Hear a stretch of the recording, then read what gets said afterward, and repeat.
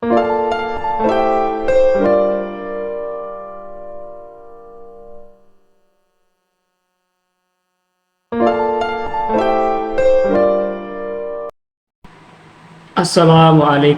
warahmatullahi ta'ala wabarakatuh.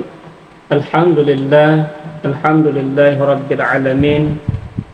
Innal hamdalillahi nahmaduhu wa nasta'inuhu wa nastaghfiruhu wa na'udzu billahi min shururi anfusina wa min sayyiati a'malina.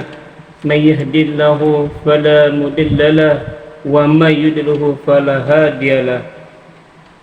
أشهد أن لا إله إلا الله وأشهد أن محمدا عبده ورسوله لا نبي بعد. يا أيها الذين آمنوا أطيعوا الله وأطيعوا الرسول.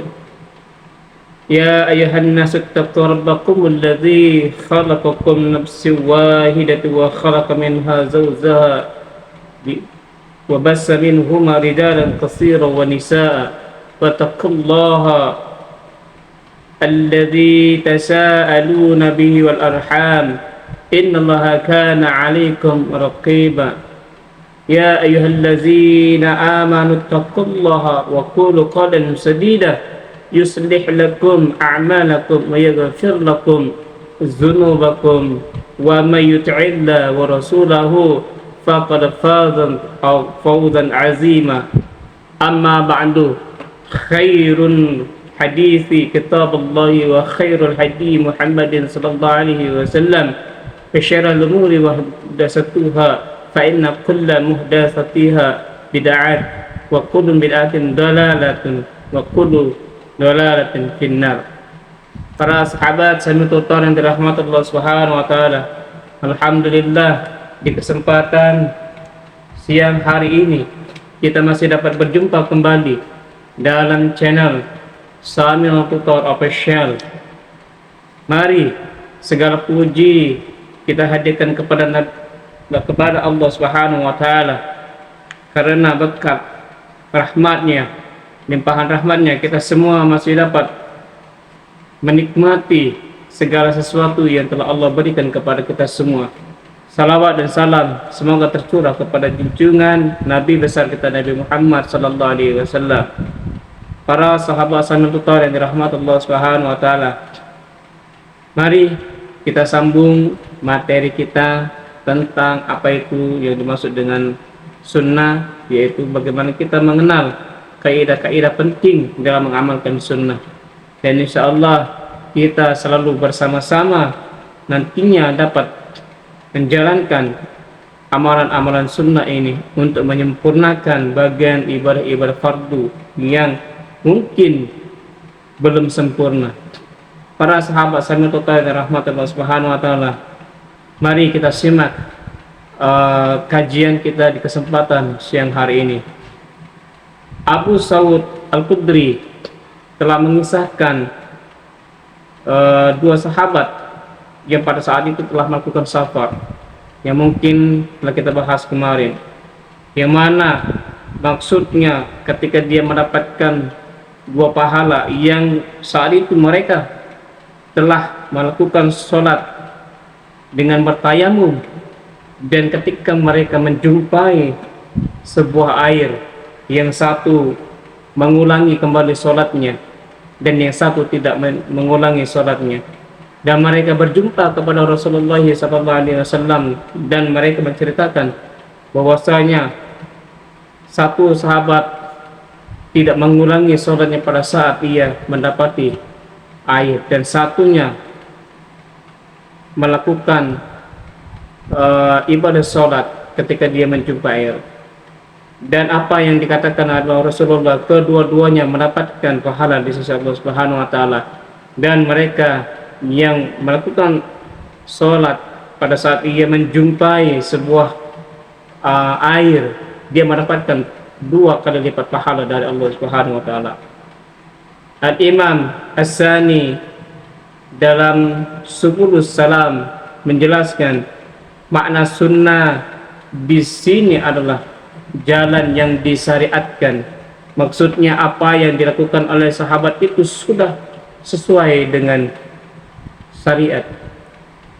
As-Saranpuri mengatakan bahwa makna perkataan Nabi ini ialah perbuatan sudah tepat dan sesuai dengan syariat yang ditetapkan oleh sunnah itu sendiri.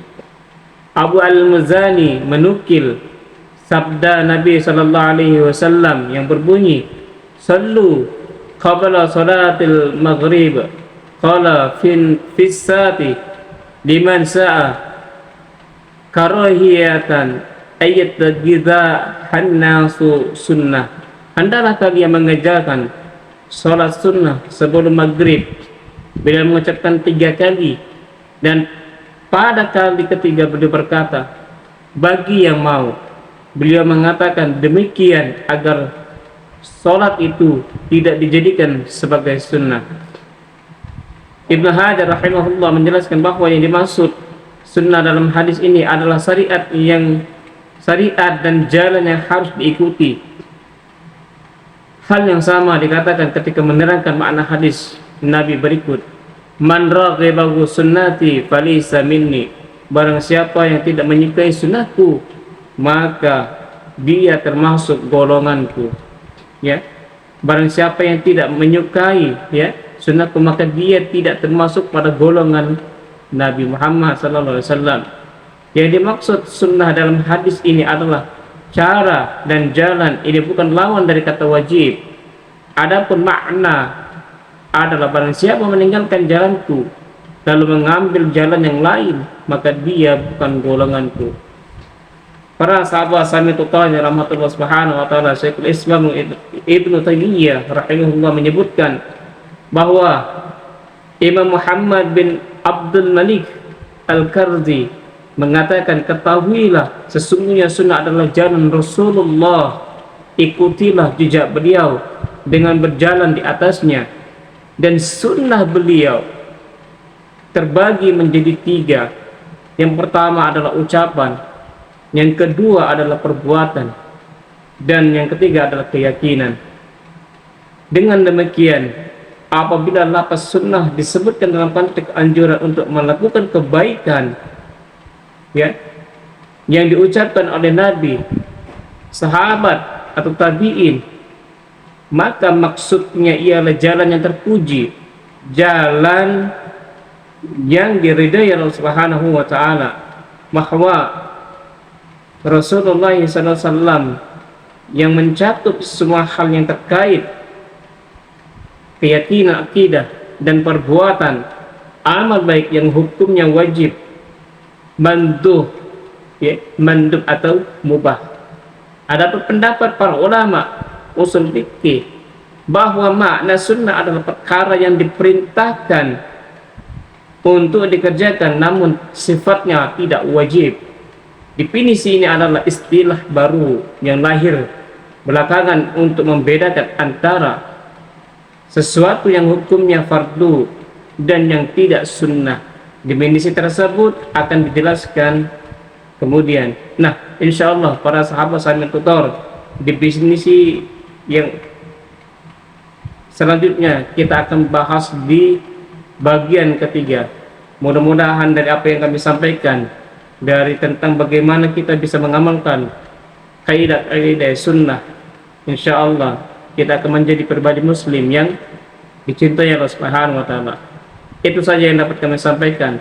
Mohon maaf apabila ada kekurangan, ada kesalahan kata, ada salah dalam pembacaan hadis ataupun firman Allah. Mohon maaf, mohon ampun kepada Allah. Dan sekali lagi, mari kita bersama-sama para sahabat sambil tutor, kita belajar untuk mengamalkan sunnah-sunnah Rasulullah SAW. Itu saja yang dapat kami sampaikan. Mudah-mudahan ada manfaat dan pembelajaran untuk kita semua. Amin ya rabbal alamin. Saya akhiri. Wassalamualaikum warahmatullahi taala wabarakatuh.